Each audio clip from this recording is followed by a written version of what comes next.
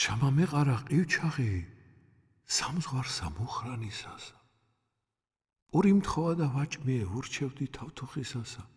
ხორცი მთხოვა და ვაჭმიე ურჩევდი კაკაბისასა. ღვინო მთხოვა და ვასმიე ურჩევდი ბადაგისასა. ცოლი მთხოვა და ვერ მივეც მიმყვანდა სიდეტრისას.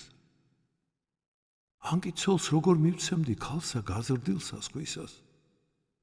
არ დაიშალა მაზიდნა ნაწნავი შავის თმისასა. ცოლმა დაიწყო ტირილი ვახმე ცოლს ცუდის ქმრისასა.